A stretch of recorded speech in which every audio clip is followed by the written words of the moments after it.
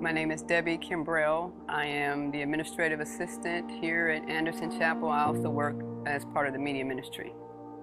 It was great working with Lighthouse. Everyone was very professional, came in to do video recording and streaming for a conference that we hosted here on time. They did what they needed to do, was seamless and transparent. It was great. The feedback, everyone was impressed. So it went out, it was a conference level, so a state level event, and everyone was impressed with the product and the result. We got the DVDs too, which people purchased, and they were impressed with those. It was great overall.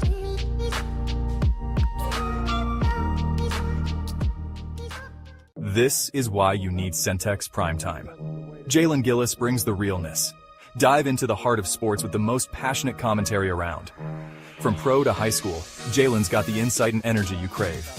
Catch all the action weekdays from 5 to 7 p.m. on the Centex Sports Network, only on YouTube. Join the conversation and elevate your sports knowledge with Centex Primetime. Don't miss it.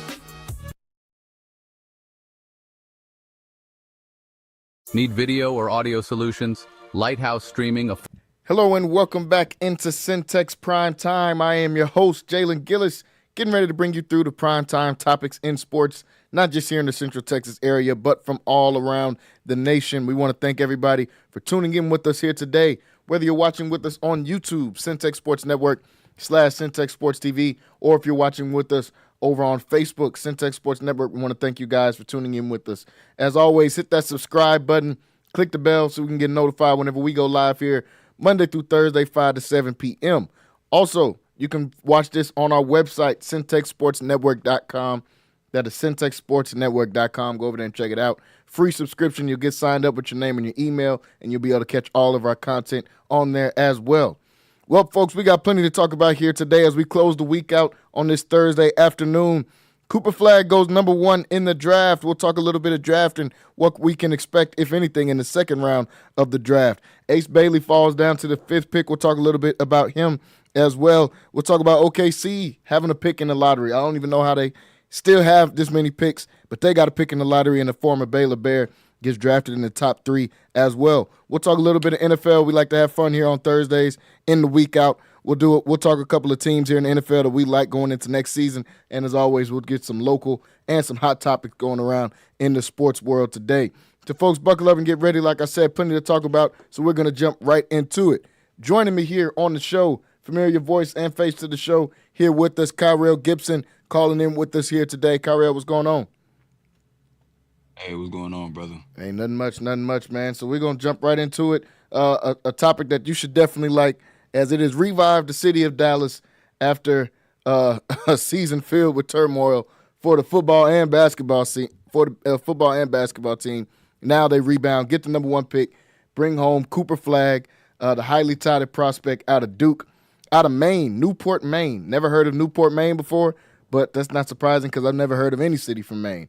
From Newport, Maine, Cooper Flagg gets drafted, goes to the Dallas Mavericks, adding to what some people consider to already be a championship caliber team. Now they add in Cooper Flagg. How does he mix in well with them? We got to see his entire family. We got to see the whole city of Newport.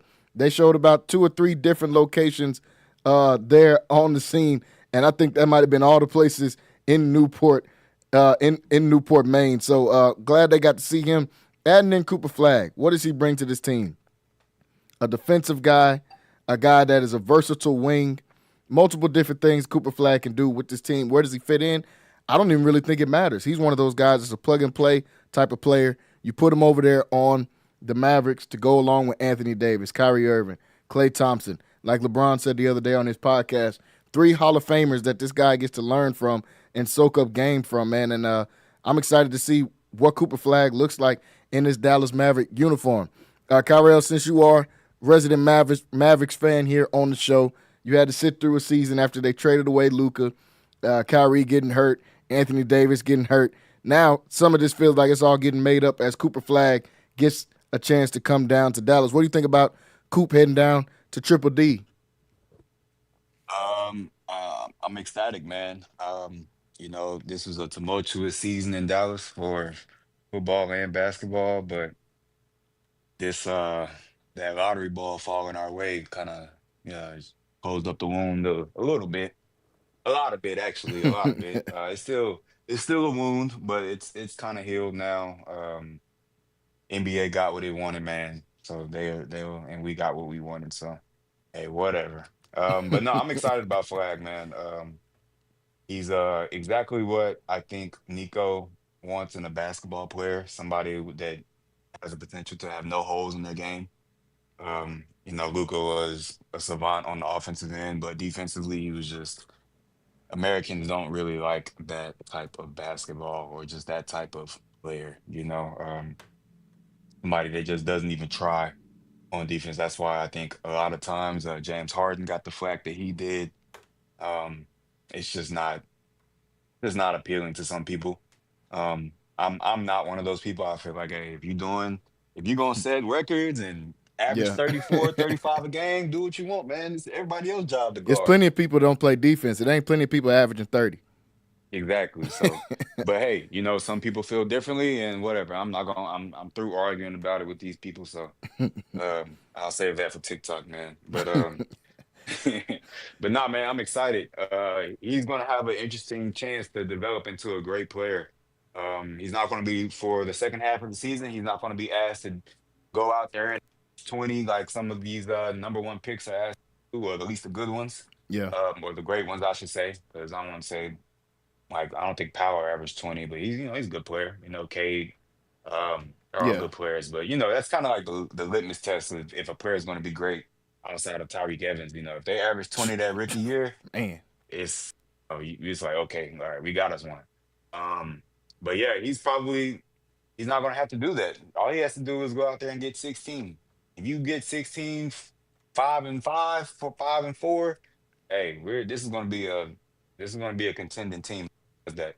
But it's a unique situation only because Kyrie's going to be out till about January, February, at the latest. So Yeah.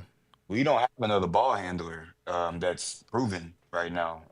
People are talking about D'Angelo Russell. Please don't do that. Um, and a bunch of other guys as well. But I'm one of the people that think that Cooper Flag is going to have the ball in his hands for the first from October, or I guess October doesn't really count, but November through December. I have about 2 months of Flag being having the ball in his hands a lot, feeding AD, and just kind of getting acclimated to the NBA game, and then his responsibilities are going to kind of get tailored off, and that's fine. He has the opportunity to get a taste of two different sides of the game. You're the being not a focal point because AD's always a focal point, but you're the ball handler to the guy that's like, hey, then he's gonna get asked to go do what he does best, which is just, hey, fill up the stat sheet, be everywhere around the court, just make the right play 100% of the time. When he's the third best player on the court, possibly fourth, depending on Lively and Klay Thompson, how they playing. But this is a great fit. I know I hate that Stephen A picked us to be the threat for the OKC Thunder because now it's just like, man, like why you gotta like I don't want you You to say gotta it, man. ruin Now it. it make me sound crazy, Yeah. but I do believe that, man. I think we're gonna have the best front line in the NBA with a rookie flag. So I don't think he's gonna have any issues at the NBA level. I think what I'm expecting from him is 17, 7-4. Just rookie of the year numbers. He might lose out to a guy like I don't know. I guess Ace Bailey in Utah is going to have a lot of shots, but Man. um, Dylan Harper is not. He's not probably going to have enough of the ball. I mean, he's gonna. I think he's a shoe in for rookie of the year. Honestly, I can't see Flag. anybody. Yeah, I think he Yeah, I is. don't, because who else is going to have the ball? We're looking at the top. I mean, even the top 10 guys, the guys that can score the ball, are all going to the team with a bunch of guys that can score the ball. Dylan Harper is Yeah, going to be the 10th option on the Spurs because everybody thinking about Wemby and De'Aaron Fox and Stephon Castle. They still got Keldon Johnson. They got Devin Vassell. He's going to be like the 10th option on the Spurs. VJ Edgecombe, same thing with him. He's going to be the 10th option on the Sixers. You still got Joel Embiid and Paul George and Tyrese Maxey and all these guys. The best scorer in the draft, Trey Johnson, he going to a Wizards team, and I'm going to talk about the Wizards a little bit later because I actually low-key kind of like what they're doing. but he's probably the best scorer in the draft, and he's not going to a team that can that he's going to a team that's got a lot of guys already. But I'm agreeing with you for the most part, man. I think Cooper Flag is he's a seamless fit onto the Mavericks. The Thunder have showed us this year that effort, defense, and depth will get you through the regular season. That'll get you 50 wins. The Rockets showed that. We didn't have a prolific scorer on the team, but we had depth. We played defense and a lot of youth and athleticism. That'll get you 50 wins in the NBA nowadays for sure. So I think the Mavs, it's going to be a great fit for them shooting wise. I'm not sure. We don't know what we're going to get out of Klay Thompson. What guard do you think they're going to have come replace him? I know, like you said earlier, everybody's saying D'Lo and Chris Paul and all them. As a Mav fan, which one would you prefer to come in and My replace Kyrie until Kyrie gets back? yeah, my dream, like my wish list is for them to figure out how to get Lonzo Ball on this team. Mm. That's I think that's just like a personal. I want to see Lonzo like kind of get another revamp of his career, and then I like a player. I like his archetype of a player, but that's my wish list. Um, if it's not Lonzo or we're out the Drew Holiday thing. I'm glad they traded. I'm glad Boston traded away Drew Holiday because that was going to end up being a bad thing in the long run. You wouldn't want Drew? For a year, yeah, but for his contract, no. Like that's Yeah, his contract's I pretty kind of want to nasty. move. Yeah, it's crazy. I can't believe, hey man, Stevens. He, like I do think that's a lose-lose trade, honestly, but just the fact that he got rid of that contract is just crazy to me. you think that But you think it was a lose lose for who? For Boston? I think it was a lose-lose for both teams, yeah. Oh no, I like it for both teams. I like Drew in Portland, and I definitely like Anthony Simons. They need somebody to score. Once Yeah. they get to December and they figure out Jalen Brown can't dribble with his left hand, somebody got to score the ball. Yeah. Everybody starts I forcing think Jalen Brown left. I don't I think I'm kind of indifferent about Anthony Simons right now just because of I just don't know what to expect once he gets to Boston. I know what to expect on him in Portland, but I Yeah, don't know what we're gonna see there. we never seen him I play want to winning see it first. basketball. Exactly. And BI in the East too, so it's like, is he really gonna be focused, bro? Like, it's I but you know what I'm saying? So you gotta see him focus forgot on the about that. year. Like I Yeah, ain't no, trying I don't I know. We gonna forgot see. Bi was in the East. Hey, the East got some low key sleepers. Well, really everybody. It's not a sleeper because the East is completely wide open next year. Anybody can win the East. But yeah, Right. I think Lonzo on there would be great, but they just can't take a chance on another injury prone guy to bring into Dallas. Now, whoever they bring in has to be an iron. I think it's Chris Paul. People say what they want, and Chris Paul don't play deep. You just need somebody to run the show. Who cares if he doesn't play defense? You got 10 shot blockers on the team. They need somebody that's going to come Yeah. down and set the offense, get the ball to Anthony Davis. Cooper Flag, he just got to learn. Cooper Flag is going to be all transition buckets this year and a couple of ISOs on the wing. Well, hit a jumper every now and then. But most of this stuff is going to be transition buckets, being athletic, get out there, rim run, that kind of stuff. You can sub him in at the four.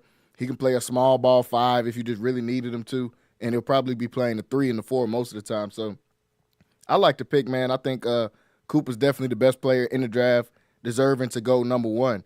The second pick in the draft, Dylan Harper. What do you feel about him going to San Antonio? Because I love the fit. I don't think they're going to re-sign Chris Paul, so they're going to be having a three-guard rotation with De'Aaron Fox, Stephon Castle, and Dylan Harper. That's a nice three-guard rotation. You mix that in with the Wimby if he comes back healthy.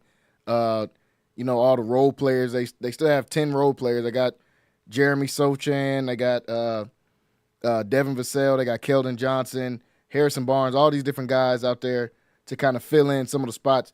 What do you feel about Dylan Harper, and do the Spurs now have enough to at least get to the playoffs and try to do something? Man, it depends. Like what is Dylan Harper gonna be this year? Mm-hmm.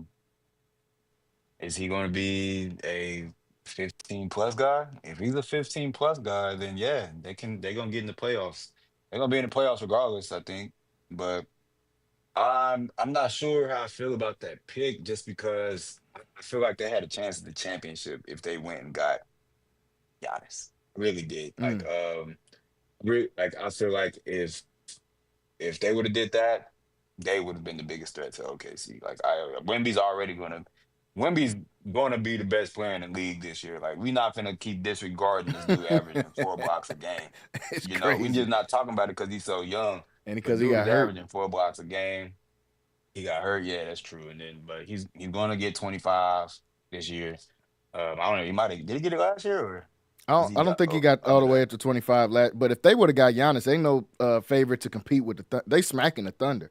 Let's just keep it a bean. Like the Thunder They did great smacking everybody. against Siakam, and they went to Game 7 against Siakam. Yeah. So Giannis is a whole completely different monster. With Wemby, that would be ridiculous. I don't know why the Spurs don't like making trades. I don't know what their deal is. Why they don't like making trades or anything like that. Maybe they took Dylan Harper to trade to Milwaukee. I don't know. But just currently constructed, I think this is enough to get to the playoffs. Dylan Harper, 15 will be cool, but I just don't think it's going to be enough time, enough shots for him to get to that 15 a game. I think if you're in a situation like the Spurs where you really already got a pretty good team, you got to take the highest upside. I like Dylan Harper. I don't think he has the highest upside. I think the two highest upsides in the draft are Ace Bailey and VJ Edgecombe. Because we don't know what they're going to turn into. If they end up being good with all the measurables and talent they already have, it could be ridiculous. So I don't know. Dylan Harper's probably a better player than both of them right now, but I would have went higher upside with them. Dylan Harper, can he fit into them on the Spurs team? I think so. The most surprising one in the top 5 to me was Con Knipple going to the Charlotte Hornets. Do the Hornets like being bad at basketball? Why did they draft Dalton Connect Jr. in the top 5 of the draft? Maybe I just didn't. That didn't make any sense to me. I know Knipple can shoot, and people are like, "Oh, he shot 30-something." So he's going to be Grayson Allen. We took Grayson Allen in the top 5 in the draft. This is why the Hornets are bad every year. Some team. This is why I've already said Hornets need to get their organization taken away, man. Y'all wasting a team. We can get a team in Seattle with a good fan base with people who want to go play. Nobody wants to go play in Charlotte, and their team continues to put out a mediocre product every single year, year in and year out. I'm glad they didn't get Ace Bailey. I thought that's where Ace was going to go. I'm glad he didn't go there because he was never even going to get a chance to shoot the ball with Miller already being there and LaMelo being there. I don't know what's wrong with the Hornets. I don't know how you be bad for 30 years. Like, but there hasn't been once. Everybody at least gets their one shot at, oh, man, that team was pretty good. They could have done something. I mean, Oklahoma City just won a championship. I don't know what the Charlotte Hornets are doing. That was the most surprising pick of the draft to me. What do you think about Ace Bailey falling all the way down to number 5 in the draft, now headed out to the Utah Jazz? Man, NIL. That's what I thought. Like, I mean, I'm kind of happy he fell just because, like, don't be doing stupid stuff like that, man. Before the draft, like, I'm playing with money, but hey, No they already reason. got money, so for no reason, right? I don't hate. I'm not mad at Knuckle going in the top 5, Oh, but you I like wouldn't have Knipple took going to Charlotte? not to Charlotte. I Oh, would have okay. took Ace. I would have took Ace. I mean, but I don't. I'm not mad at Knuckle. Like, if he would have went 5. I'm not mad at that at all. I think Knuckle is probably the as a top 7 player.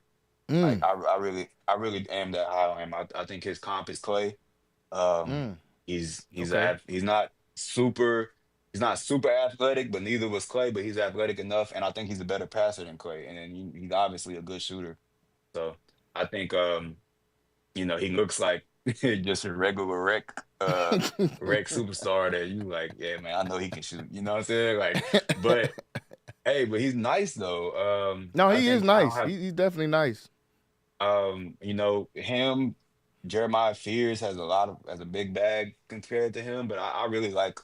I really think Khan's going to have a good NBA career. Got to find out what that middle name is, though, man. Like, It I can't need be to know. Connor with a K. It can't be. It can't be. I gotta know before I start rooting for It bro, man. cannot be Connor with a K. That's all I know. Or somebody's got some Yeah, explaining to do. Because Con not even the some first huge name. explaining. Y'all just made that up. Ain't nobody named Con. Con Knipple. Exactly. Y'all just made that up, man. Hey, His middle name better not be Kevin. Or somebody's got man. some explaining to do. But My I mama don't. love Pays too, man. That's something different. Like, They took it to a different level though. different Like level. it better not be Con and Kevin or Con Kevin. Knipp, that Yep. we're gonna have some issues there. Ace Bailey going to 5, like you said, I think it's decent. They got a lot of talent. I don't know what direction the Jazz. They're not doing anything. I think they're waiting on AJ DeBancer to come out next year and see can they keep him in For sure. Utah. But Ace going there, I mean, it's decent. That's just kind of funny. That was one of the teams you were trying to avoid going to. That's why it didn't work out. And he was like, I didn't have any idea the Jazz were interested in me. You didn't answer anybody's phone call. You didn't know who was interested in you. I don't know who signed him up for that. I heard that his manager or his agent is Sharif Cooper's dad. Why? I don't even know what's going on with that. I know they both from the Georgia Reese area. Cooper? Yes, his pops is his agent. No idea how that works. Buddies. I don't. Buddy will be in the big three. He'll be the youngest player in the big three. Sharif Cooper was like a top 5 player coming out of high school and ended up going late in the second round and already out the NBA. Why is his pops your agent? And your teammate's dad is a 5-time champion in Ron Harper. If we're just picking dads to be managers, why didn't you think about Ron Harper or somebody? Maybe ask Ron Harper, who is a good manager I can get or a good agent I can get? Getting your homeboy's dad to be an agent, and he's like, yeah, we ain't working out for nobody. Yeah, come on, man. I don't know who's guiding this kid already, but he needs a new team. He just got here, and he needs a new team. I don't know if all those guys are going to fit in Utah that he's going to take with him, but Ace going down there to Utah. Trey Johnson going to the Wizards. I kind of like what the Wizards are doing, low key. I think they're trying to build something in Washington. They got a lot of decent young players. Carrington is still on that team. Obviously, Alex Sarr. Then they add Trey Johnson in this year. And I think they got back in to the first round and drafted somebody else. But I know they drafted Trey Johnson. The best scorer in the draft was Trey Johnson coming out of Texas. Still mad that Baylor couldn't get him when he was coming out of high school, even though we ended up with VJ. Trey was a whole different type of problem coming out. Him going to the Wizards. Now you add him with C.J. McCollum, who's now on the Wizards, Chris Middleton, who just picked up his $30-something million option. You still got Alex Sarr out there. You still got Carrington, like I said, from last year. You still got the kid they got out of France that they got. I want to say Marcus Smart is on the Wizards as well. So they got a decent group of vets to mix in with their youth. I don't like when teams like the Hornets just go get all players that are 21. That's never gonna work unless you draft KD, James Harden, and Russ back to back to back. And even then, they had a good group of vets. They had Derek Fisher on that team, Kendrick Perkins. I like when teams try to add in a decent amount of youth and veteran leadership to go along with it at the same time. You think the Wizards are building anything, or is just kind of just random guys on the team right now? Man, the Wizards are just waiting around, man. Like, they're waiting for their AJ. They're waiting to just get the number 1 pick. They're not building nothing. They ain't never gonna get the So, number 1 pick. DJ McCollum, what is he gonna do? Like, hey, they'll be on time to the players' union meetings, I guess. Like, but yeah, man, yeah. I don't They know in what the to, I East. have no They in the clue. East. You don't think they can get 39 games in the East? No, no, I don't. CJ, so it's CJ, Star, Bro, the did East they is get terrible. old boy from Florida? Where did old boy from Florida Yeah, go? and they got Walter Clayton. Yeah, and they went and got Walter Walter Clayton. Clayton, yeah. Come on, that's enough veteran leadership right there with that name. That's a seasoned name. Walter Somebody said Clayton they got the Jr. all civil rights team. That's like, his granddaddy definitely marched next to Martin. That's how he got named after him. Now, they went and got him too, man. That's what I'm saying. I think the Wizards, I ain't saying they're going to be cold or they're going to be the Thunder. I'm just saying if they keep this team, they're not going to be the worst. They're going to win more than 18 games. Oh, okay, yeah, sure. They'll win 30-something games. It's the East. The East is 30. horrible. They'll win 30-something games. I think Miami made the playoffs this year. They were 37-45. Oh, The Wizards can get to 35 wins, man. If they keep this team. Now, if they trade all the vets away, and they okay. got rid of Jordan I Poole. guess, man. That's what I'm saying. They trying to do something in Washington. It's better than just winning 15 games a year. They're trying to do a little bit of something, but I mean, it's kind of tough when the NBA won't even let you get the number 1 pick. They refuse to let Washington or the Hornets get the number 1 pick every single year. Yeah, they got Malcolm Brogdon is on this Everybody should team. stop tanking, man. They got some Cody Kisper, Kelly Olynyk. Look at them vets. They got vets on this team to mix in with a decent amount of youth. Yeah, man, y'all heard it here first. Take the over on Washington wins. Whatever they number, I know they number going to be like 15. Go ahead and take the over, man. If they keep Mr. Player Union there, C.J. McCollum, he gets to average 20 again. You got Trey Johnson and Walter Clayton coming off the bench. Yeah, man, they might actually be decent in there. What about the kid out of Baylor, man? VJ Edgecombe got drafted top 3. Some people felt like it was a little high, but he's got a lot of upside. I like him going to Philly. I think he can fit in well with them. I think he can give them some much needed athleticism on that team.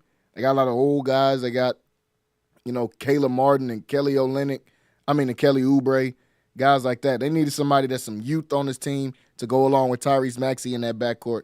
What do you think about Edgecombe out of Baylor getting drafted top 3? Yeah, man. You know what? I always root for Baylor. I really do. But I know he was a 5-star kid, man. But I kind of expected more, like when he was at Baylor a Oh, I little did bit. too. Just Definitely. individual performance alone. I'm not sure. Like I know people have said this before, but I think it's a great comp for him, man. Because I felt the same way about this player, like when he was coming out. Like I'm not sure if he like really good at anything, honestly, besides being athletic right now. And that was so my comp for him right now is Oladipo. Yeah, Um, that same one I said Ola- yesterday. Oladipo was ended up being a good player, but I was not sure about that he was going to be a good player when he came out. I was not sure. I was like, oh, okay, I guess that makes sense. I guess they saw what they know more than me. That's their job. Yeah. But that's how I feel about Edgecombe right now. Like, man, he could be Oladipo.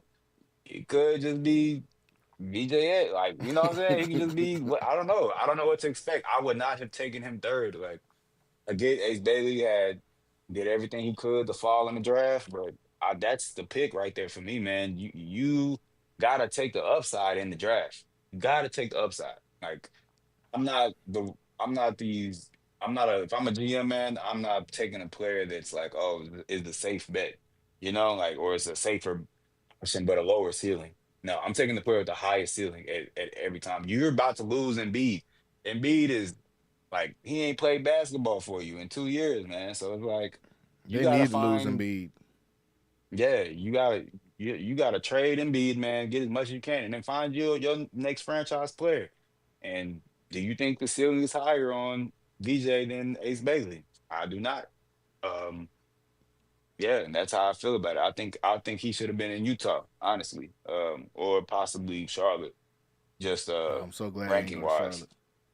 Man, yeah, it would have been over. But But man, yeah, I'm happy for him. He's my favorite player in the draft. Like most probably the one like I want to see do well the most outside of like Flag because he's on my team. But if Flag wasn't on my team, I would want VJ to have the best career, even like personally. But I just didn't see enough from him coming from Baylor to be like, yeah, this is the third best player in this year's draft. Like I wish I would have seen more NBA ready stuff. Definitely has the athleticism, though.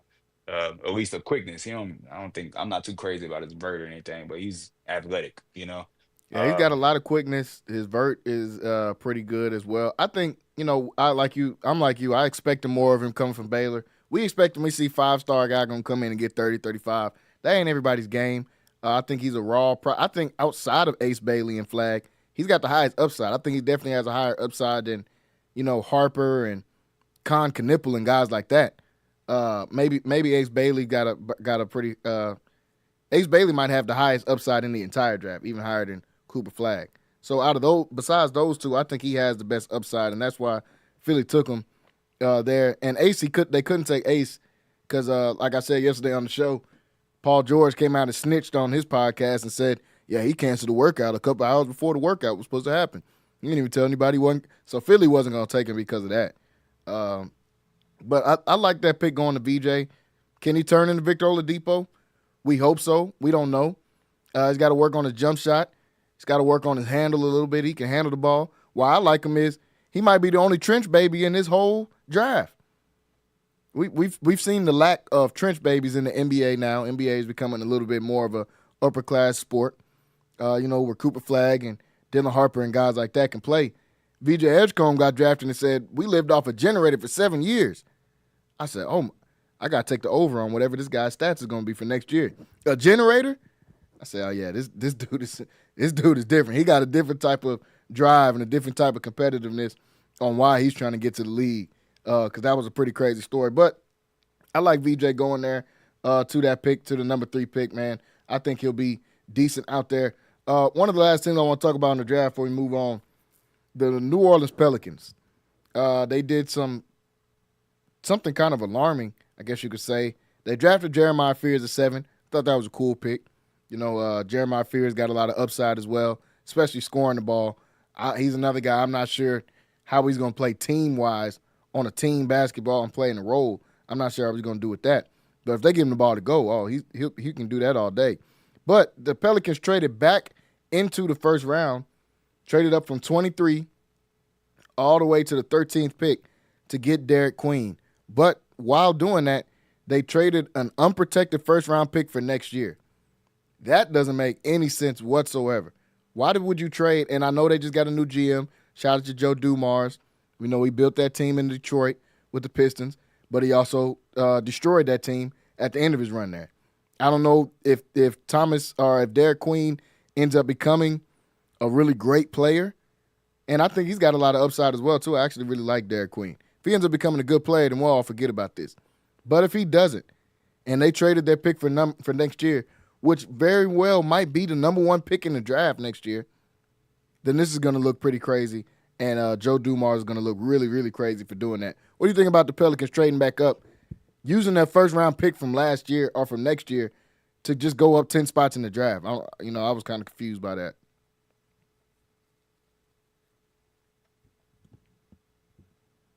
You still on mute. Sorry.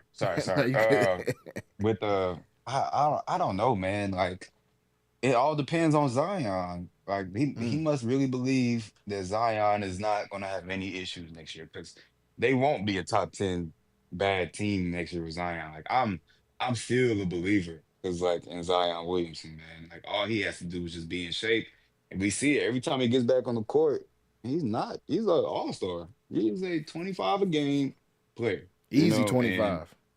easy 25. And, like, it's such a shame that we have not, got to see that on a consistent basis, because, man, in the games he played his rookie year, talked about that 20 points per game litmus test. Well, was averaging 22. Yeah. So it's Facts. like that's more than LeBron. That's more than Why do they keep putting uh, Cooper Flag over him as the best freshman at Duke? I think they just love the fact that he's supposed to be a freshman in college now. He was not better than Zion, bro. Zion was Zion, 22 a game with the number 2 and 3 player in the nation on his team as well. true, true. like, Like, averaging 22 as a freshman. that's OD. Like, I don't That's ever see crazy. I don't see Flag averaging 28, man. I think he's gonna be like a 25, and it's just a stat sheet stuffer. Yeah, yeah. Zion, if he stays healthy the whole season, or when he's in his prime and he's healthy, that's 30. He's getting 30. He's Oh, unguardable. football. He's unguardable. Like, it's ridiculous that he gets away with all this stuff, that he can do that. Yeah, because he's like one of those players. Like, man, how they not blocking that? But He too strong. When I seen that he's man too move strong. LeBron out the way, we talking Yeah, about LeBron that guarded Jokic in the Olympics when they needed stops. LeBron guarded yeah. Jokic the whole fourth. He was moving LeBron out the way like he was a little kid and getting to the cup. I was like, oh no, this that South Carolina strength. You were supposed to be a left. This the Julius Peppers type of strength, like just random country strength, even if you can't see it Yeah, with muscles. Julius Peppers. Yeah, man. What were we talking about? The Pelicans? Yeah. I mean, yeah, it all depends on, but as a GM, man, you have to consider all factors. And your best player hasn't been healthy not 1 year in the league, man. Not one. He's missed a huge portion of games. And the fact that, you traded away a first round pick, when honestly, like, you're a lottery pick, or a lottery, your ball fall. You see what happened to the Mavericks, man. Yeah, Like, what if What if y'all mess around and that thing turns into a top three pick, and you got a chance to be the 99 Spurs or something? Like you got to keep those first round picks and trading up for Derek Queen. I mean, he's cool, and like I know he was on that team, but he played ball with Flag. Yeah. I think that high school team had like 4 players Four. drafted in the Four in the dudes first got round. drafted in the first round last night from their high Yeah, school so team. I think that greatest high school team of all time stuff is over with. Like That's that's crazy. crazy. For y'all, yeah, that's crazy. But yeah, man, Joe, I don't agree with that, man. You don't trade up to unless you just he better this better be his nephew or something, man. Like I don't know, like because I do not see that from Derek Queen. He's gonna be good, I guess. Maybe he might be a decent role player, but hey. You don't trade them. Not first round picks because Unprotected. especially in this lottery. Unprotected in this lottery, dude, you just saw what happened. You just saw what happened. That could be the number one pick. That could very Easily. Just as much as easily be the number one pick. easily. Just as easy it can be the 15th pick. It can be the number one. So you should not be getting rid of no picks, man. Just because hey, what if y'all get AJ? They might get Seriously, now you they might win 20 games next year. Like you might have the highest odds to even get them. You're in the West. What if Zion goes out there and doesn't stop eating that touffee and misses another 70 games? You're gonna win 20 games again, just like you won 20 games this year. DeJounte Murray tore his Achilles. We don't even know if he's gonna play this year. You just traded away CJ. Who's gonna score? Like is Jeremiah Fears going to be the leading scorer on the team? Like is that what you might win 20 games, bro? And you traded an unprotected first round pick for Derek don't have Queen. to. That means you think Derek Queen is going to be at least 15 to 18 points, and he's not even going to start because they got Yves Messi out of Baylor from last year that starts. Like so, I don't even know what's going on there in New Orleans. Hopefully, Joe Dumars knows what's going on, or they'll run him out of New Orleans. But New Orleans, I mean, and I love the city of New Orleans at least for their food, man. But they starting to be one of them teams you might have to get rid of your franchise too. Like it's starting to get to that point. Like, what are we doing? I don't remember, like, when are y'all going to be good? If OKC can win the championship, everybody needs to have hope that they can go out there and win a championship. And you're going to have to build it through the draft. Maybe that's what the Pelicans are trying to do. But unprotected your first-round pick for next year is crazy to me when you probably have the highest odds to get the number one pick outside of the Nets or something. Yeah. You probably got the It's highest odds to get the number one pick. oh yeah. No, you can go ahead. What you were Yeah, saying? I'm advocating, man. I don't like these cities. I love New Orleans just like you, man, but I don't think they need to leave New Orleans. But the Pelicans, Yeah, they got to the switch that up. Smoothie King Arena, the jerseys, that's like The the jerseys are Charlotte Hornets horrible. at least got aura, man. You know what I'm saying? Yeah, Like yeah, yeah, yeah. the Thunder, they have they don't got nothing else to root for out there. So it's like, yeah, they love the Thunder out there because that's all they got. And the Sooners. But the Pelicans, it's just nasty, man. Like for New Orleans, you know what I'm saying? Like the Saints is like aura, what's another who else? Yeah, it's just the Pelicans, they gotta switch that up. It's just nasty. I don't The know what jerseys it are just don't ugly. strike up. By far the ugliest jerseys in the league. The worst mascot. Like, do they have an actual pelican come out? I don't even know what happens at the Smoothie King Arena. Do people get free smoothies? It's bad. It's really bad. The owners don't care at all. The owners barely care about the Saints, and the Saints are the breadwinners. But the same owners that own the Saints own the Pelicans. So if they barely care about the Saints, they don't care what happens at all to the Pelicans. They don't even care what happens. They know people are going to come support. Because what else are you going to come support in New Orleans if LSU is not playing? So you got to go to one of those games. You got to go to the Saints game. But I'm like you, they got to change something up with them. The second round of the draft starts tonight. It's the first time the NBA has split up their draft days. The second round will start tonight at about 7 o'clock. The Timberwolves just traded. They had the first pick in the second round. They just traded that pick to the Atlanta Hawks, I think. Or no, to the Phoenix Suns as they swap and get their first round. They'll get the first pick in the second round. So we'll see if there are any new stars getting made. I know the Lakers traded up to get the 45th pick in the draft. Maybe they'll get somebody that can actually play. They're one of those teams that got high-value stars already, LeBron and Luka and Austin Reeves. You got to find talent in the second round at the end of the first round. So we'll keep an eye on some of those guys as the second round of the draft will start tonight. OKC Thunder, they've got their parade. They got their championship. They get ready for next year. They got a top 15 pick. Do you think the Thunder are on the verge of becoming a dynasty now that they've won this championship? They've got 15 first-round picks over the next 5-6 years. All their players are 26 and under pretty much. They're all under contract. Is this the start of the next dynasty, in your opinion, for the Oklahoma City Thunder? HE double hockey sticks, no. Man. Like, y'all barely beat the Pacers when Halliburton missed the seventh, you know what I'm trying to say. Yeah, game 7, yeah.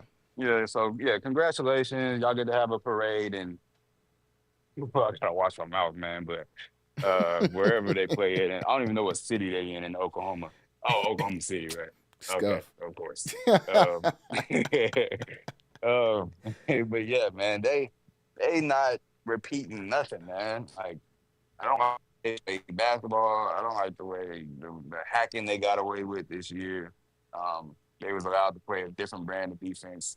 Shout out to Shea. I love the way he plays. I'm glad that somebody's representing that style of basketball on offense, But outside of that chicken wing, man, I hate that chicken wing. You got to get rid of that. They got to start calling it at least. But nah, man, he's not repeating nothing. First of all, for one, they're not beating Dallas without if we play them, like that front line, Chet not gonna be able to handle that, or Hartenstein be coming with 3 7-footers, and a shot blocking wing. But actually, 2 shot blocking wings. DJ Washington will get up there too, and he take 5th tonight. So, and I'm still a believer if like, hey, as fat as he is, if the Lakers go get Clint Capella and they keep Austin Reeves, if you just beat them 2 competent centers, Luka Doncic is going to be unstoppable, and he's going to be back in the conference finals. Facts. All he needs is a shot blocker back there, like somebody so he can play matador defense and they block a shot. Hey, as long as he don't got to play defense and he can throw lobs, he's good. They had LeBron playing the 5 last year. That's why they lost. Literally started Dorian Finney-Smith at the 5 in the playoffs. I guess that's that insane. ain't gonna work. You got to get him some lob threats at center, and then it's a cheat code for him. I'm telling you, I watched it for 4 years. It don't matter who it is, man. If they can jump, this dude made Dwight Powell look like he was like an Olympian, dude. Like, it was crazy. Like, man, and who else? Boban. Boban was in the league an extra 2 years because of Luka. I watched James Harden do the same thing. Yeah, James Harden had the same style of passing. Just get him a rim runner, and it's automatic 50 wins just with that. Automatic. I'm a huge Luka proponent in the playoffs. If he has the right team around him, I'll wait to see what the Lakers do. And then 2, hey man, I'm telling you, that Frenchman, that dude just left the Shaolin Temple, bro. People don't do that randomly and then come back and do nothing. That boy finna average 30. He's finna average 30. He's bald now. It's over with for us, man. We've been trying to, like, I'm telling you, man, like, Bron finna be out of here. It's Wemby. It's Wemby, man. Like, ain't no Shea's best player in the league. I'm not doing it. He's top 3. You know what I'm saying? Jokic is top 3, or still one. I ain't gonna say Jokic one no more. I'm tired of. Oh, you know what? I got a hot take, man. Let's hear it. I don't think Jokic was ever the best player in the league. All right. We're just getting crazy now. You don't never think he was the best player in the league. Because no, I don't. Come on, man. We're not gonna do that. We're not gonna do that to Jokic. Bro. I'm gonna do it to him, but but he was man. The stats is wonderful, bro. But I don't think he was. I'm just not with it, man. I'm just not with it. But yeah, the OKC they'll be great again next year. Probably get a 1 seed again, but in the playoffs, if San Antonio trades for Giannis, or if they run into Dallas, or if the Lakers get a front court, they not beating them. None of those teams. I'm sorry, it's not happening. Jalen Williams will definitely have to take that. Like, Jalen Williams will have to be I know he was this year, but I'm thinking Jalen Williams will have to be second team, first team All NBA again, 25 a game. Like, I might change my mind if he comes out and they're like both averaging over 25. I know Shay's gonna get 30, but if Jalen Williams comes out and is averaging like 25, 26 a game too, okay, cool. Or if Chet takes that leap, if any one of them take a leap, I'll I'll rescind my statement. But I don't think they're gonna beat any of those teams I just mentioned in the playoffs next year. Yeah, so I'm not. I'm kind of like you. I'm not as I guess disrespectful in the take because they the champs, man, and they got one of the. One of the more historic seasons as far as what SGA did, as far as their team defense. They won 68 games. They had a 12.9 point differential. That's all really good stats. But I'm slightly leaning towards this is one of the more weak journeys we've seen to an NBA championship. And I know it just happened, and I know that they whooped everybody in the regular season, but Game 7 against the Denver Nuggets, the guy that was averaging 20 and 10 tears his hamstring off the bone. So, there's some questions right there. You go and play a Timberwolves team that I don't think would have got out of the first round if they played somebody other than the Lakers. If the Timberwolves would have flipped it and they got the 4th seed like they could have done, like they were actually in, they had the exact same record as the Nuggets. If they would have flipped and got the 4th seed and played the Clippers, they go home in the first round. So I don't think that the Timberwolves team they beat was that great. You backdoor and play an Indiana team that, let's just be honest, this is like a spunky team or something. This is like one of those teams in like at the Y that you just can't beat. They pass the ball really well. They got somebody like T.J. McConnell that's just a great passer, and he's like my height. Like I don't know what's going on, but the East was weak this year. East was extremely weak. Boston was still the superpower, and they got hurt. So Indiana comes out. You beat an Indiana team in the 7th game when their best player on the team tears his Achilles when he might have popped you for 30 in a Game 7. So with all those stats being as good as they are for the Oklahoma City Thunder, I talked about it, I think it was on Tuesday with Rocky on here. Do they beat any of the last 10 NBA champions? Do they beat any of those teams? This Oklahoma City team. 10. Going all the way Hey back to man, 2015 when Steph Curry and them won their first one. Do they beat any yeah, team? we can go 15 years if you want to. In my eyes, I think the because only I don't team think they they beat might the beat is 2011 Mavs. only team. Oh, they not beating. Come on, they not beating the 2011 Mavs. They definitely not beating Can't them. do nothing with We're Dirk not now. gonna do that to Dirk. Them boys beat the Heat, swept the Lakers that just won 2 in a row and went to 3, and then beat OKC with Kate. No, we not. Dirk and them would have smashed the Yeah. Thunder team. Only team I think they beat is the 2019 Raptors. That's maybe because that team was pretty deep too. I don't know if they beat them, but that's the only one I give them a chance against. Maybe the 22 Golden State Warriors because that was kind of a fluky Oh, chip as well too. Maybe they oh, beat yeah. maybe they beat the 22 Warriors with Andrew Wiggins started the All-Star game. Like maybe they beat them, but outside of those teams, come on, man, they might get swept by the 2020 Lakers. They're not beating Boston. I don't think they would have beat Boston this year healthy, really. So I don't know if they beat Boston team from last year. I don't know if they don't have a chance against the KD Warriors. They don't have a chance against whatever Braun team got there. So I mean, I'm trying not to be disrespectful with OKC, but this was an easy championship. It was an Yeah. easy championship, and it might be a hot take, it might be whatever. This was an easier championship than we've seen from other roads in the past.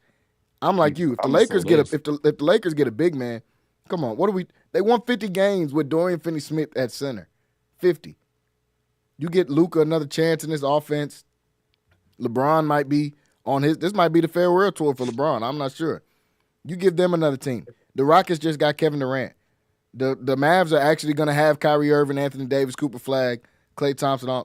I can't just put Oklahoma City as going to go right back to back. I don't know if they win again next year. We'll see. Got to see what the team looks like. But I don't think this is a dynasty in the making. What was you about to say about OKC? Oh, yeah. Like I view this run as a little bit better, a smidget better than Denver's run. Um, Not even a smidget. It's better. But it's still in that lower tier run for me. Like that's why I'm putting it. Denver's run is low tier for me, probably the lowest tier, and then this is right behind it. Um, I agree with everything you said, man. Denver, they lost AG. in Game 7. Yep. The Timberwolves. I got some Minnesota friends up here now, man. So I was telling them over and over again, like, dude, Ant is not who you think he is yet. Like, he's not there yet. This y'all's team is not good. It's a reason, like, y'all got like the Mavericks put y'all out of 5 last year, and it was easy. It was Yeah, I mean, easy. Like, it was literally easy. Yesterday, I did the top 10, I ranked the last 10 number one picks from the last 10 years, and I put Paolo over Anthony Edwards. Am I tripping with that? yeah, yeah. Nah, man, I think Paolo is slept on, bro. I think Paolo is slept on. I think he's just in a little market on a team that's not even really built for him to be successful. He's kind of just there with a bunch of other guys. But this Pacers team that was just whooping up on OKC, he gave them 50 like a month before the playoffs started. Like Paolo was a dog. That's great, bro. But hey, I'm Paolo. If you would have said somebody else, bro, hey, I've been trying to get Paolo to give me some money for about 2 years now, bro. He do he do not be he be BSing, man. Like, oh my Man, he gosh, missed half like the nah. season this year. Oh, nah, I'm talking about the game. Hey, if I can pick him, that means he playing. All right. So, and that dude go out there, Nah, you he's don't he's never hit terrible the on over, prospects. bro. He's terrible on prospects. I'm not even But gonna he's lie. He's nice, terrible on man. there. I'm still taking Ant over Paolo just because I think they about the same caliber player and Yeah, just that's on a better really what it team. is. It's the same caliber player in my opinion. But he got KD like Ant got stuff on his resume, bro. He And does. He KD's does for old, sure. For sure. but he got him up out of there. So I gotta give him credit for that. I do not think he's the face of the league. I don't even think he's top 10, bro, honestly. But You don't think he's a uh top 10 player in the I gotta league? no. No, if he is, he's 9 or 10. Yeah, If yeah, he is, he's yeah, 9 or 10. yeah. But you could easily persuade me by put another player over him. I'm sure if he went down right now.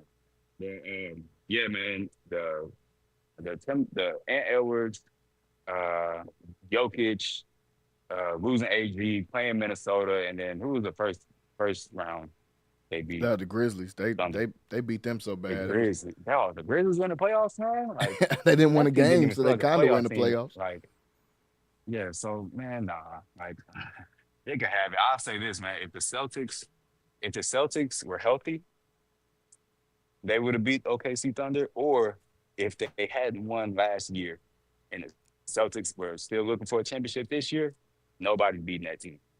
Yeah. I think that's kind of the reason they beat the Knicks. I mean, they lost to the Knicks because like they just won. I don't think they really had a hunger for back to back like that. Like they've been like the build up of going to the Eastern Conference I Finals think they every still year could and have came losing. back from 3-1. Everybody was saying, well, they went up 3-1 when Tatum got hurt. I think they could have came back from 3-1 on the Knicks. Yeah, I yeah. don't like the Knicks. I was not scared of that. I was like, man, I was still picking the Celtics. I really Facts. was.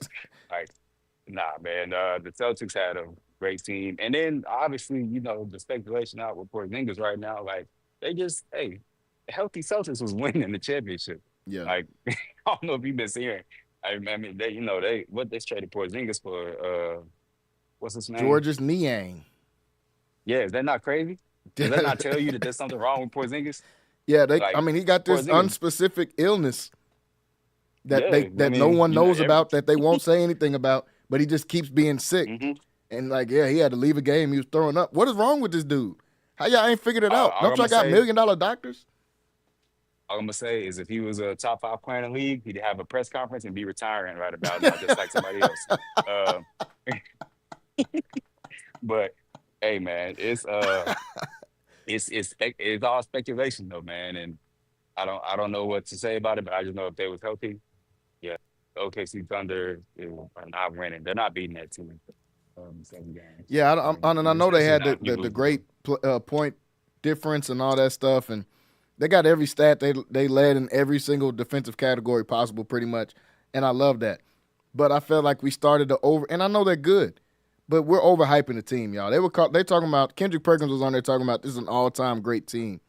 Like, we're not gonna do that, y'all. Oh And when my they said this is God. an all-time great, this is one of the best defensive Man, teams Kendrick we've ever Perkins seen don't in have the no NBA history, I'm like, bro, what are we doing right now?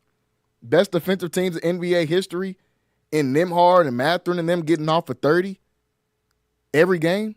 And Every guard them game, dudes somebody like that getting off for all. 30. Can't guard them. Can't guard Andrew. Yeah, like, Oh man. bro, you can guard a guy named he said he could guard. And I don't get it. Like, I don't all time great defensive team. I think is really gassing it. Were they the best defensive team in the NBA this year? Cool, absolutely. Let's give them that title. But we're not gonna sit here and act like they were saying all time great. What Yeah. Spurs championship team is this team defensively better than? They like because they getting steals at half court and running out and getting easy layups. They're not better than any of the championship Warriors teams. They're not better defensively than any of them.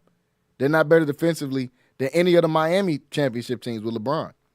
Like, I don't know what are we doing, y'all. We're not gonna sit there and do this. I don't even want to compare I them to might the give them the Bulls, Mavericks. That's it. a better team than the 2011 Mavericks. Defensively, I might Oh, give them okay, the yeah. I Mavericks. mean, cool, and that's a maybe. They had a defensive player of the year on that team, Tyson Chandler. That's a maybe. True. I mean, like that's a strong, and they weren't a great defensive team. They just had a lot of guys that could do different things. And Rick Carlisle was a great coach that he showed again this year. But yeah, all time great stuff with OKC. I think we got to chill. Will they become a dynasty? I think they're built to become a dynasty. Will it actually happen? We don't know because I didn't see anybody beating this Boston team.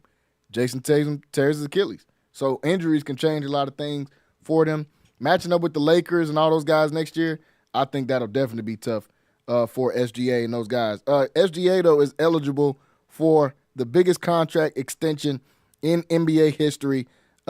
He can get, I think it's like 2 years, $120 million, something crazy like that, to where he's going to be making a ridiculous amount of money. I think in his last season on the contract, I think 4 years, his extension is 4 years, $293 million is what he could sign upcoming. His first year will be like $65 million. The second year will be $70 million. His third year will be $76 million. And I think his fourth year, he will make $81 million. Oh, That my is goodness. that is crazy. I think we're seeing teams stray away from building these super teams now because of that. I think the days of having, as long as they keep this second apron in, the days of having 3 or 4 max guys is over with. No way any team, I don't care if you're the Lakers, you're not going to be able to pay 3 guys $80 million. Like it's crazy, man. But shout out to Shea because he definitely deserves that. What do you think about these contracts going up the way that they are and this SGA extension he could sign? Man, cool. Cool. I guess. Like, I don't know what to say about that. The money been crazy for like Yeah, facts. many years now. Facts. The gap. Ooh, excuse me. But the gap between are they making better money than the MLB? It's right there. It's pretty much the same. If you're a top player, it's pretty much the same. Yeah, if you're a top player, yeah. Yeah, man. The money's been crazy for I think many years now for the NBA. I can't remember when it just like took off. But I remember it was like, what? They make how much more than the NFL? Like, but yeah, man, go and get your money. That championship is gone. Maybe they can put a couple more 5 guys in Oklahoma City or something. But yeah, but that's what they. Congrats to him. Congrats to that man. MVP. 2, 3, 2 or 3 first team All NBAs. 30 the game championship. Hey man, go get your bread. I don't have nothing to say about that man's earnings. Yeah, I mean that he's definitely deserving of it. He's got one of I think the 4th player in NBA history to win a scoring title, league MVP, and Finals MVP, and win the championship. Only Kareem, Shaq, Michael Jordan have done it. So definitely deserving of getting his money, man, and a great season for him and for this Oklahoma City team. Folks, I want to switch over a little bit while we got a few minutes left here on the show to a couple of football topics here, man. NFL season right around the corner. This is kind of the dead time in between training camp that we get after OTAs where we just get to speculate and talk about a bunch of random stuff in the NFL. So I've got a prop here that's saying 5 teams that you're excited to watch next year in the NFL. This could just be teams that you want to see do good. You want to see if they're going to fall off. Whatever the reason is, 5 teams that you're excited to watch in the NFL next year. I'll start and give the five teams that I am excited to watch next year, because right now we're getting to that part in the summer where I probably will watch an NFL practice for 3 hours at this point. But it's 5 teams that I'm excited to watch going in. The first one is the obvious one, man, my Houston Texans. I think the Texans are building something great. If we can get Nick Chubb to be healthy, and I know that's a big ask for the team to be able to do that, but a backfield with Nick Chubb and Joe Mixon, we already got Nico Collins on the team. Tank Dell at some point is going to come back. We got the Pink Panther man, Stephon Diggs, off the team, but we replaced him with a top wide receiver coming in Jaden Higgins. Jalen Noel, I think, is going to be a really good player as well to fit in that scheme. I think the offense is going to be better. It all depends on how can we block for C.J. Stroud. I think everybody knows that. The team is good. The defense has been good. We added some more people in there. C.J. Gardner, Chauncey Gardner, whichever one it is. We added him onto the team to play that nickelback spot along with Jalen Petrie. Kalen Bullock had 6 picks last year as a rookie. Kamari Lassiter was probably the best rookie corner in the NFL last year. I like what the Texans are doing and what they're building. One more team that I'm like watching for next year. The New England Patriots. Now, I know the Patriots won 4 games last year. Everybody's saying, man, why in the world do you want to watch them? They got a new head coach in Mike Vrabel. I watched what Vrabel was able to do in my division and on my team, on the Texans. He started out as a coach on the Texans, went on to become the head coach of the Tennessee Titans, and we see how they turn him around. The offseason acquisitions that this team got, I think is going to help them a lot. We're talking about paying all that money for Milton Williams. We saw what he was able to do in the Super Bowl to that Kansas City Chiefs offensive line. Adding him in that front with guys that I already like Christian Barmore out there in New England.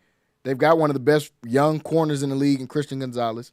You add in a vet Super Bowl champion in Carlton Davis to add on the other side of him. A guy that can still cover.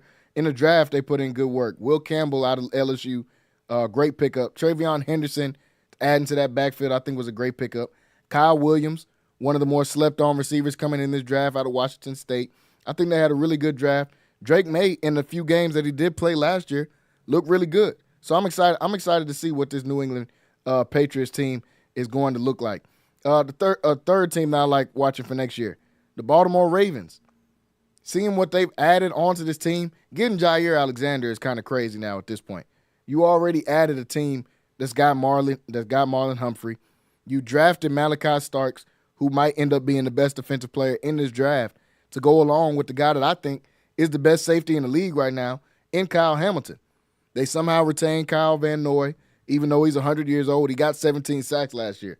They're going to bring him back into the fold. Derrick Henry's going to get another year. They got DeAndre Hopkins to add into that wide receiver room with Zay Flowers.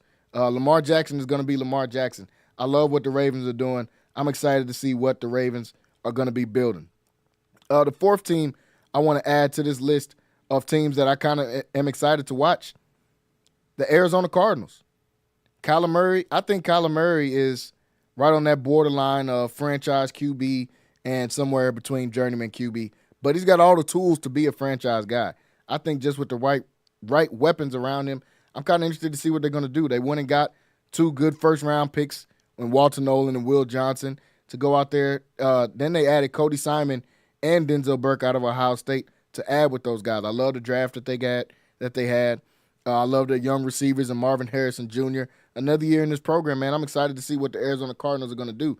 And the fifth team that I'm excited to watch this year, and I might be the only one, it's the New York Giants. I want to see what in the world is this defensive line going to look like. I don't know what the rest of the team is going to look like. I know they added Javon Holland. I think that was a huge pickup for them, especially after losing Xavier McKinney, who ended up being an all-pro.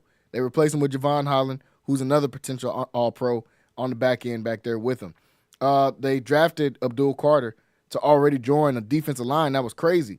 Dexter Lawrence, the best D tackle in the league. Brian Burns on the edge. Now you add Abdul Carter out there with him. And Kayvon Thibodeau, who's one of the best young pass rushers in the league already. I think that defensive line is going to be crazy. I have no idea what to expect from their offense. I don't expect much because Russell Wilson's the starter. Jameis Winston's going to do some pregame speeches. And then they drafted Jackson Dart, who I don't expect anything out of. So I have no idea what their offense is going to look like. But defensively, I'm actually excited to see what that defense is going to look like with that type of defensive line, anybody can cover. So it really don't matter who they put out there at corner. I know they got Dabo out of New Orleans. He was on the Saints the last few years. He's a decent cover corner. But it really doesn't matter who you have at corner if you got a defensive line like that can get after the ball. So those are my 5 teams that I'm excited to watch, some for different reasons. Some of those teams are going to be really good. Some teams like the Giants and the Cardinals, I don't know what I'm going to get. That's why I'm excited to watch them. My honorable mention was the Denver Broncos, but I've talked about the Broncos a lot on here already. I think they're going to upset the Chiefs as far as being that AFC West champs. What are some teams that you're excited to look to watch going forward into next year, Kyrell? I think your mic is still muted. Oh, sorry. Five, I don't have any honorable mentions. Okay. But 5 for me is the Atlanta Falcons. I like what they did in the draft. They went all defense. They have plenty of weapons at every level on offense. I know they got 2 good linemen. And I think they may have signed a guy on the signed a starter on the O-line as well. I'm excited to watch the Washington quarterback, man. Washington University quarterback. Mike Penix. Whatever it is. But, yeah. I didn't want to take a chance saying his name, but I'm excited to see Bijan as well.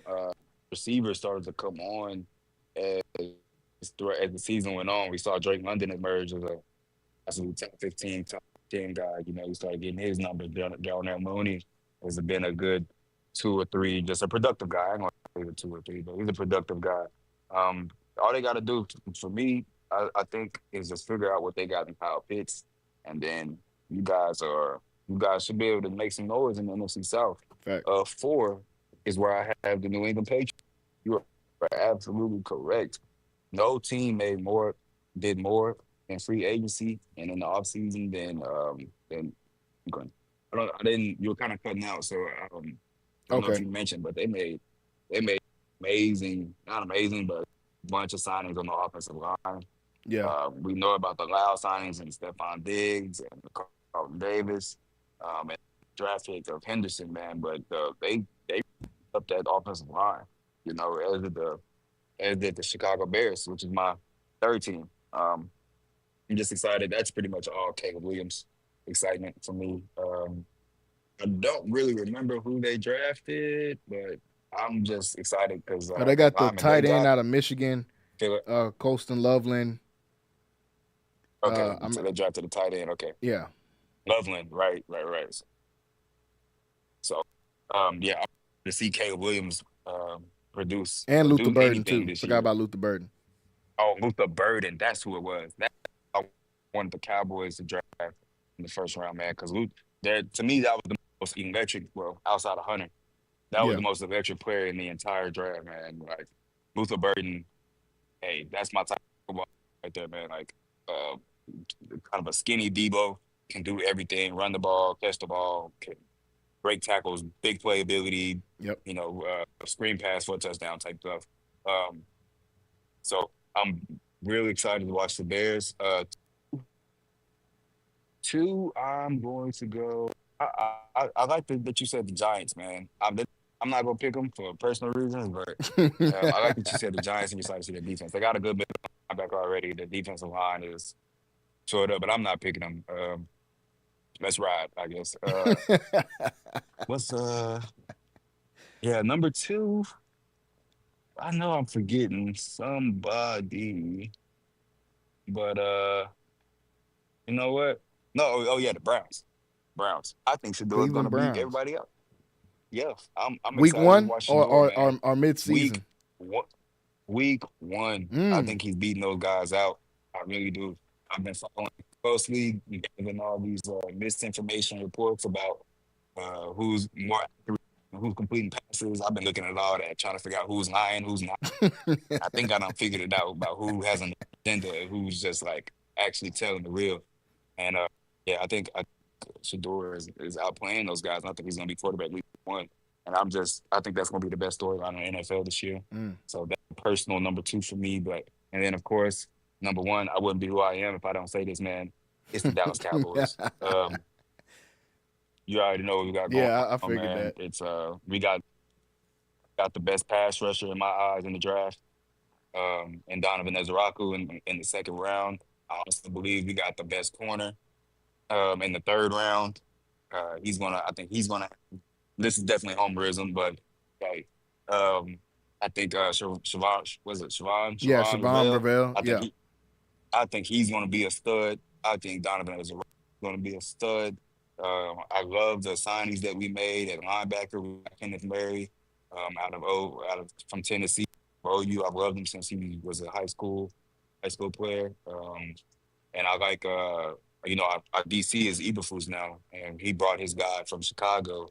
Um, what is his Yeah, Jack name? Sanborn. He's I like Sanborn. Yeah, Jack Sanborn, perfect white linebacker name. The only person with a better white linebacker name is Jack Campbell on the Lions. Like, hey, For just real. sounds like They us. sound like an All-American linebacker. Man, what Out of sound Lincoln, like them like they was Nebraska, on that Jack Madden. Campbell. Yeah. Sound like they was on that Madden where you could play with where you could see all the Hall of Famers and stuff Oh, yeah. with those Pittsburgh guys. Yeah, man. George Pickens is in our receiving core now. Um, uh, Running back is still, up in the air, but we actually, I was surprised you said the Cardinals, but I'm just kind of we interested to actually see took what a their, lot of their youth is going to look like. But yeah. but I brought up the Cardinals to say that we have their offensive line coach is now our OC. And I don't know if you paid attention to James Conner last year, but Yeah, I he had him in kind of had fantasy, so I did. he kind of had a little bit of a revamping of his career last year, man. And I can't remember the guy's name. First of all, our head coach is full of it. Our entire offense is about to be this kid from the Cardinals. Because like you ever like see somebody plagiarizing or something like because he's just repeating Yeah. everything. So he was like, "Oh yeah, this is going to be our offensive scheme, right? This is going to be a dual blocking, lots of double teams and stuff." And I'm listening, and I was like, "Man, that's what our now OC. The name is escaping me, so I'm sorry. But last year, I heard an interview with our now OC. That was his blocking scheme in the Cardinals. And Schottenheimer up here talking about like, yeah, man, we're going to do this, that, and the third, this. I was like, man, that's just what the OC was Man, doing last year with the Schottenheimer was Cardinals. an Like, offensive coordinator last year that didn't call plays. So I know he ain't running no yeah, offense. Just down he yeah, makes he sense. just there jokes and drink, man. Like, he ain't he ain't doing nothing, man. So I'm 2 years out. Y'all can put this. The ROC today will be our head coach in 2 years. Mm. Again, I'm almost guaranteeing that. But yeah, man, Pickens, the return of Dak. We're getting all of our players back this year. Diggs, Bland. Who else was missing last year? Yeah, it was Diggs, and it was somebody else was missing. I can't remember. But yeah, I'm happy to get all these guys back. The only position I'm really not sure about is safety. So outside of that, man, hey, They ain't never been I'm able to ready to find a rock and safety. roll. I don't know why that is. But no, I like those. I like those Dude, teams. like, Obviously, the Cowboys. One is very interesting. I knew you were going to pick them. That's why I didn't pick them. But I am interested to see what the Cowboys are going to look like next year. Because this is all on Dak. I just seen Cam Newton say it, and I've been saying it for 2 or 3 months. This is completely 100% all on Dak. This is a make or break point in his career. Are you going to go? Are we going to ship you off to the Jets, where you're just going to get stats for the next 6 or 7 years before you retire? Or are they going to keep you here and you actually be able to do something with the Dallas Cowboys? mm-hmm. You're the longest tenured guy on this team. Only people been in the building longer than you is Will McClay, Steven, and Jerry Jones. Them the only people that's been in this building longer than you have. You got to be able to come out and produce this year. Obviously, like you said, they got some good draft picks. Tyler Booker. I think saying Ezra Rocker was the best pass rusher, I think that's a little bit of a homer saying that one. But I do think he can be a good pass rusher in this year's draft. I'm not thrilled about their run defense. That's to be determined. Can the greatest linebacker named Jack Sanborn, can he go out there and be a guy in the run defense? Kenneth Murray is not a big run defense guy. So we'll see how that works out with him. But we never know. It's a new system. Eberflus can put his stamp on his defense. They had pretty decent defenses when he was in Chicago. So we'll see how that goes with them. Obviously, the Patriots, we both had them on our list. I think that's a really good one. The Cleveland Browns, I'm I kind of have mixed emotions about the Shador and starting because I'm like you. I think he's already showing that he's the best quarterback in that room. But do I want Shador to start this early? I feel like the only thing that can happen if he starts this early is they get to blame everything on him. If he starts the season off and they start 1-6 because they're terrible, they're probably going to start 1-6 anyway because they're just not good. So if they start 1-6 and Shador is being the quarterback, well, we'll just blame it on him, and then he's actually not good, and now we can just wash him out, and we don't know where his career goes from there. That's my only reason why I wouldn't want him to start. But I think they're already seeing. I'm like you. I've been paying attention to these Browns camps and what these reporters are saying. One of their main reporters already came out and said Dylan Gabriel doesn't even look like an NFL quarterback, so we can just X him off the list. He didn't say he doesn't look good or he missed. He said he doesn't look like he's supposed to be in the NFL.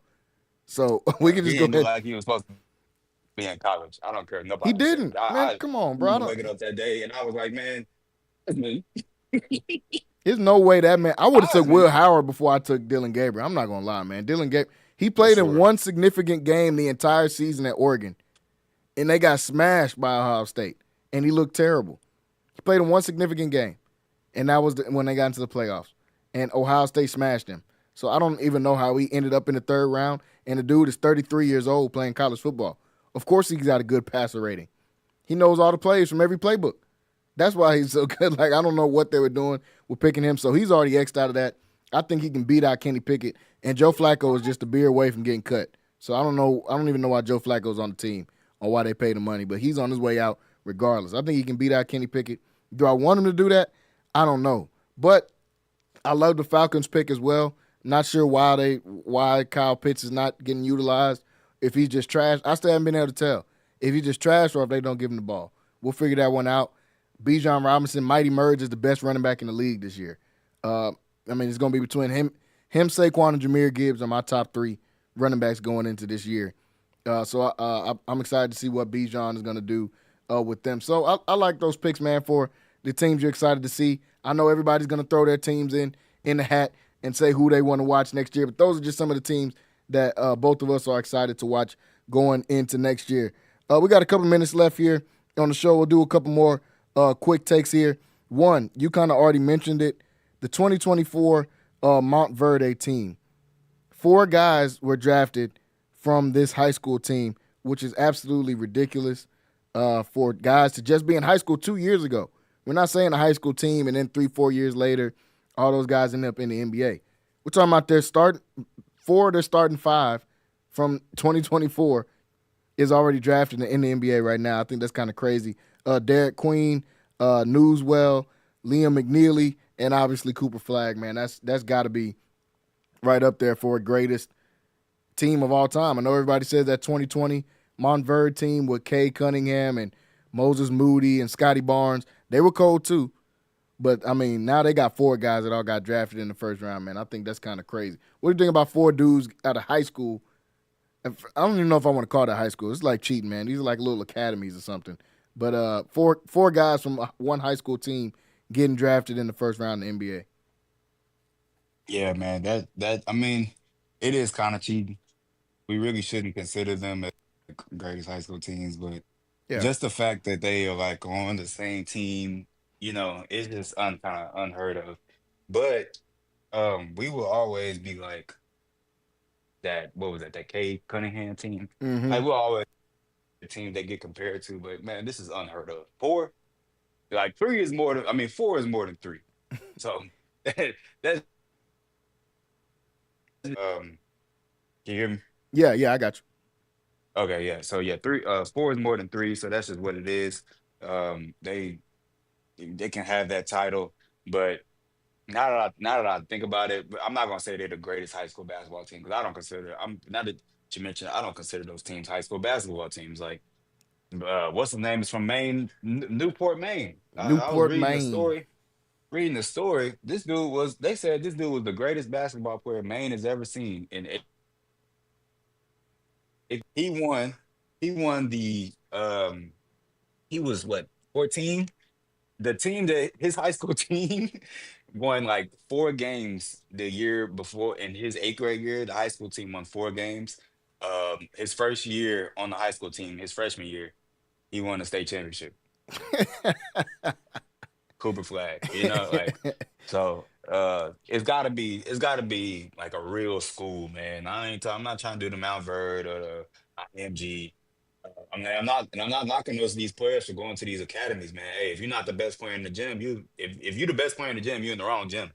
So Yeah. hey, I'm not knocking that, but that is a crazy, crazy lineup to say that. Hey, all my teammates or my Pretty much four your out of starting five of my five got drafted. yeah, And that that's just a the fifth crazy dude thing. that they missing from their starting five went to Baylor last year, won freshman of the year, and he just transferred.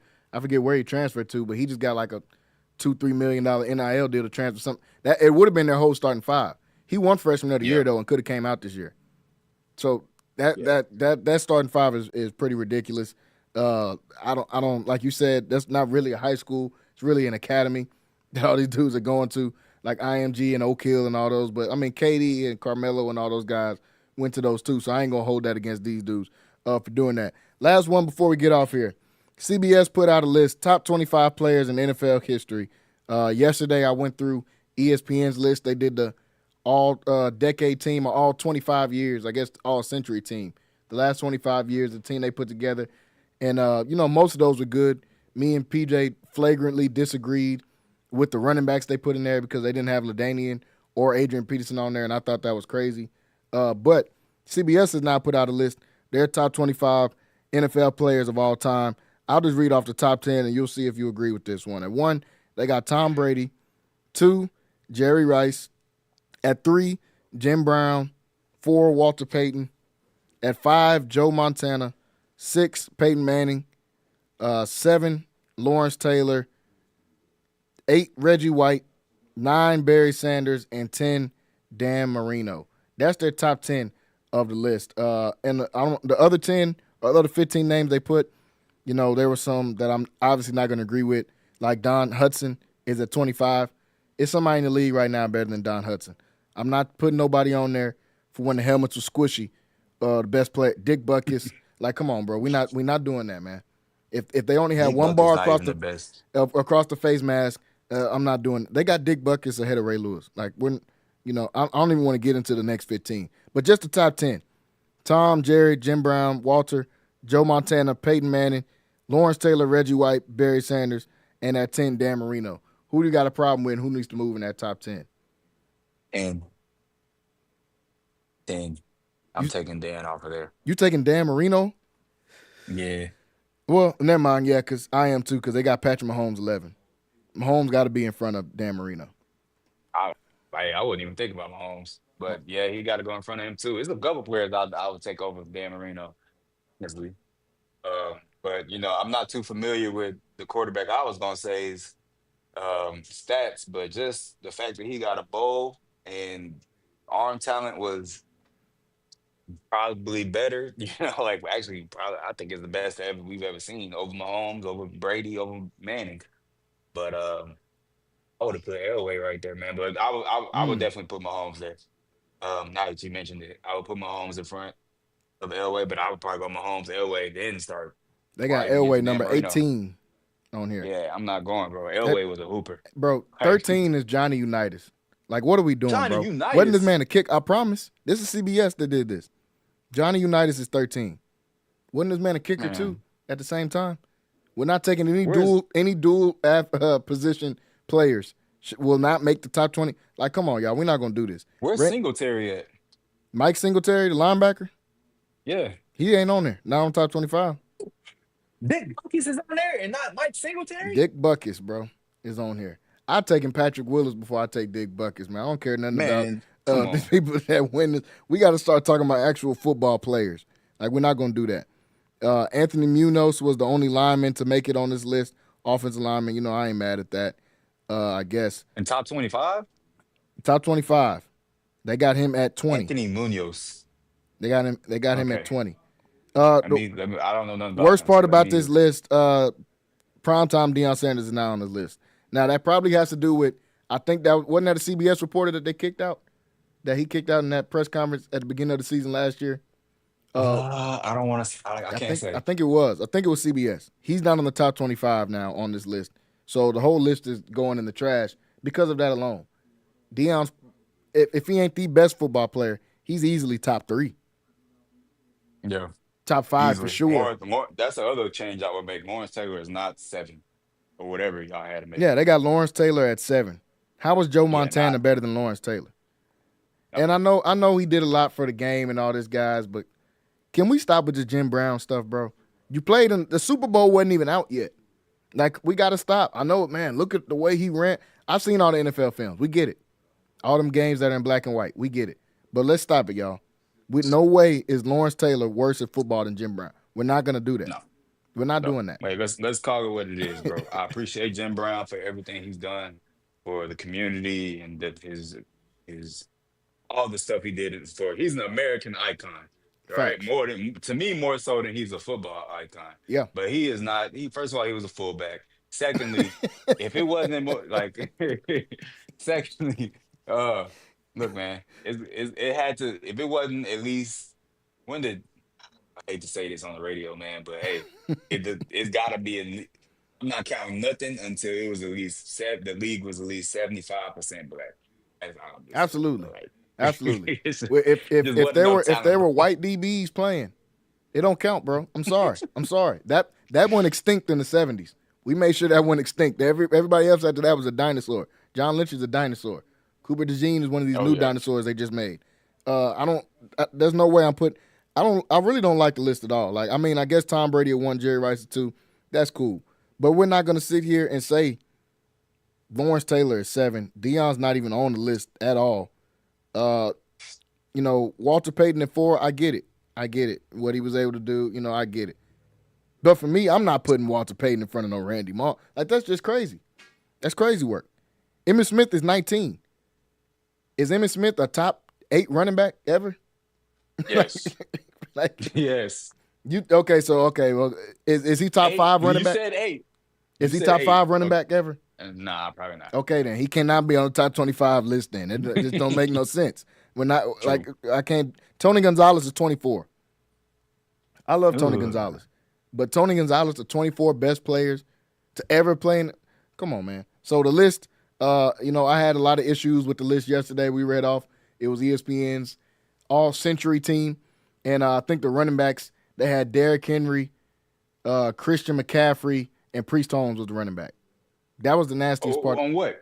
It was the all-century team. So from 2000 until now, who were the best players from 2000 to now? And the 3 running backs they put on the list was Priest Holmes, Christian McCaffrey, and Derrick Henry. That's disgusting. Yeah, I mean, it doesn't get any nastier than that. No LaDainian, no Adrian Peterson, no Edgerrin James, no Frank Gore. It doesn't get any Has Christian nastier than that. Has Christian McCaffrey rushed for 2,000 yards? No, absolutely not. Yeah, get out of here. Like, Get out of here. me and PJ named like 10 running backs before I would have picked. And I'm talking about just the last 25 years. There's probably about 10 running backs I'd have picked before I put Christian McCaffrey on the list. Do you know Lamar Jackson has just as much rushing yards as Christian McCaffrey? See, like that's the stuff I'm talking about. Like, that don't make. What are we doing? What LaDainian was not on the list, bro. Adrian Peterson was not on the list. Oh, yeah, like no. I almost had to I just stopped paying attention after that because that doesn't make any sense. But this list right here is giving it a run for its money. This list is terrible. Dick Butkus and Johnny Unitas at 12 and 13 is crazy. If you had one bar going across your face mask, you're not eligible to make the list. It's just how it goes. If y'all had in the locker room, y'all had different water fountains for the different colored guys in there, you can't make this list. If you played dual positions in the NFL, you can't make this list. I'm pretty sure Johnny Unitas was a kicker as well. Like, we just got to stop this, man. I told PJ we're going to get together and we're going to put out a list. Now I got to do a top 25 list. I was just going to do the all-century team list. But now I got to add this one to it. That don't make no sense. So we got to now redo the top 25 players in NFL history. Like I said, it's a long wait between now and training camp, so we'll definitely have some time to You put know in what? with that. Go I ahead. got my first TikTok idea, bro. I'm finna go on these streets and I'm gonna give me a microphone. I'm gonna ask everybody to walk by what position the Dick Buckets play. For real. Like, I'm not going to do that. Why is he on this list, bro? How many Bro, field let goals did everybody Johnny know where he Unitas make? played. Like, I'm not Come on, bro. understanding. I'm not understanding, y'all. Dick Who Buck- made this? what was he, a tight end, bro? Like, what did he I'm not putting play? I'm not putting Walter Payton over Barry Sanders. I know y'all gonna say he got a chip Oh and no, all this and Barry, that. no, We're not gonna do that either though. They got Barry at number 9. no, We're not finna do crazy. that to Barry either. Only ones they got Yeah. right is Tom Brady and Jerry Rice. I think that's about it. Mm-hmm. That's about it. Everything else, the list went downhill after that. Joe Montana, I'm biased obviously because I watched this. I'm not putting Peyton Manning behind Joe Montana, and I'm biased because I watched Peyton. But I'm putting the sheriff in front of Montana, bro. I'm sorry. Sheriff. I'm putting the sheriff in front of Montana. So we got to redo this whole list, y'all. We're gonna come out with a list of our people who we got in the top 25 all-time list. But we out of time here today, folks. The NBA draft just now kicking off, just now starting in round 2. So we'll get the chance to tune in to see who gets picked here in the second round. But want to thank everybody for tuning in with us today. Not only today, but all week long. Make sure you guys go over to the YouTube, subscribe, Centex Sports Network / Centex Sports TV. Also, make sure you go to the website, free subscription, CentexSportsNetwork.com. Check us out on there. You'll be able to catch all of our content on there. We're going to be back here next week, same time, same place, folks. Thanks, everybody, for watching with us. Want to thank Kyrell for jumping on here with us again. We will see you guys next time here on Centex Primetime. Everybody have a great weekend.